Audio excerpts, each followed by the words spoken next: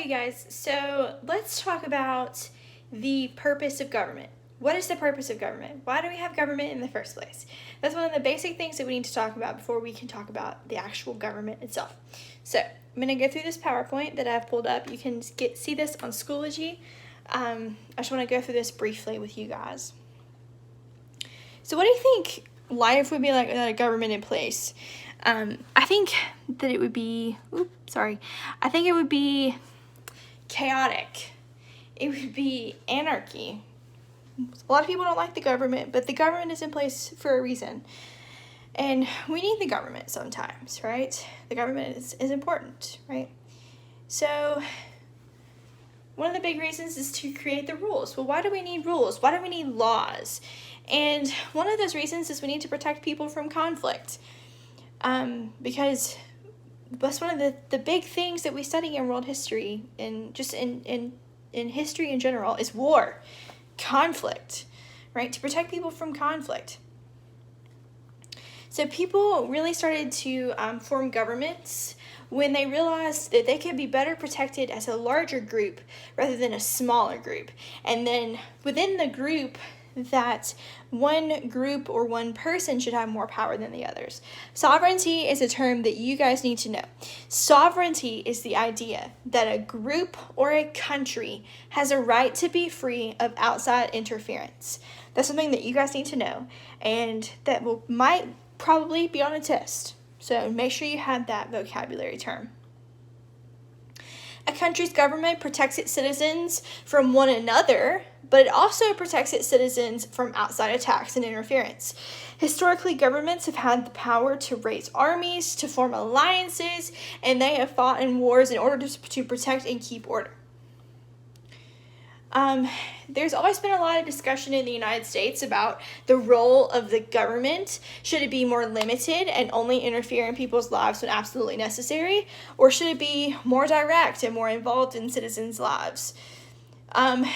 In more recent years, the government has shifted to being more limited to now becoming more and more directly involved. And this really changed in the 19th century, particularly in the 1930s when the Great Depression occurred. Because the government now is very involved in the economy and in public service. So let's talk briefly about Hobbs and Locke. They debated quite a bit on why do we have government. So Thomas Hobbes, this is him right here. Thomas Hobbes was a philosopher who was born in England in the 1500s, and he lived during the time of the English Civil Wars. And he was very educated. He was a tutor for children, so he had access to education, to books, to travel, and he got to meet lots of different people. Now, Hobbes had a very cynical view of people, of humans. He believed that humans are naturally selfish and quick to fight. He believed that before there were governments, people lived in a state of nature. State of nature is a term that you need to know. In the state of nature, everyone has the right to everything. And in order to get what you want, you always are at war with other people. And because we're always at war with other people, nobody is going to produce things like inventions or art or even crops or tools because they're afraid that people are going to take them away from you, right? Hobbes said, in such condition, the life of man is solitary, poor, nasty, brutish, and short, right? So he has a very cynical view of people. Hobbes was the first person to kind of come up with this idea of social contract theory, which is something that is very much a pivotal and a very much foundational thing in our government. Basically, he viewed that people have the right to give up their rights and powers in exchange for protection. He believed, though, that this is something that's important for you to understand. He believed, though, that once people hand over their powers in exchange for protection, then they have lost the right to overthrow, to replace, and even question the government. He believed that there should be one sovereign. Sovereign is a ruler, right? he believed that that person should have total authority over people. He generally saw that it should be a monarchy that's led by a king. And he thought that government would work best if all the power rested in one place. So Hobbes believed in a social contract where there is an agreement between two sides of people, between two groups. You have the citizens and you have the government. And the citizens give up their rights to the government. In exchange, they have lost any right to question this government and to overthrow the government if they think that something is going wrong in the government. So that is Thomas Hobbes. This is John Locke. Right here. He was born, I would estimate almost, I would say he was 70 to 80 years after Hobbes. He was also from England, and he was born about the time that Hobbes was starting his work as a philosopher. Now, Locke believes that people are born as tabula rasa. This is a term that you need to know. Tabula rasa means blank slate or page. And that during life, your blank slate is filled up with things that you experience. And as people learn and they experience things and they develop, they will experience and they will be exposed to different things.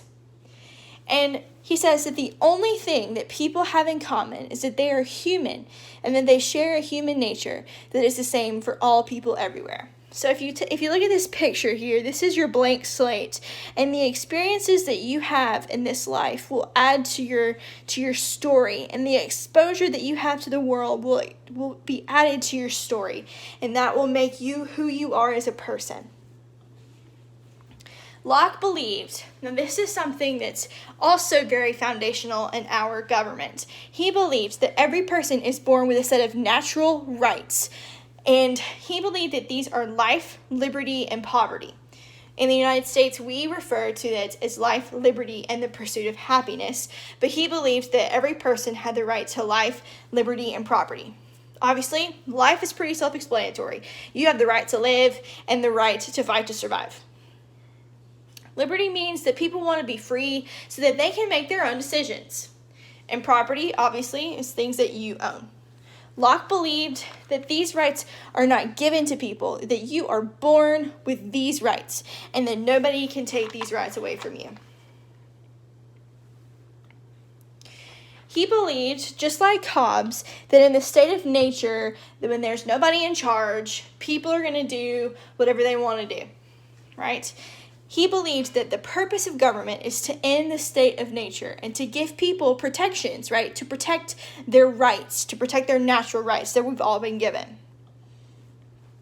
So Locke believed that if a government was valid, if it was legitimate, that it was based on social contracts, just like Hobbes. He also believed that the contract worked both ways. People agree to give up freedoms, but only if the government agrees to protect everybody's rights. That is just like Hobbes, right?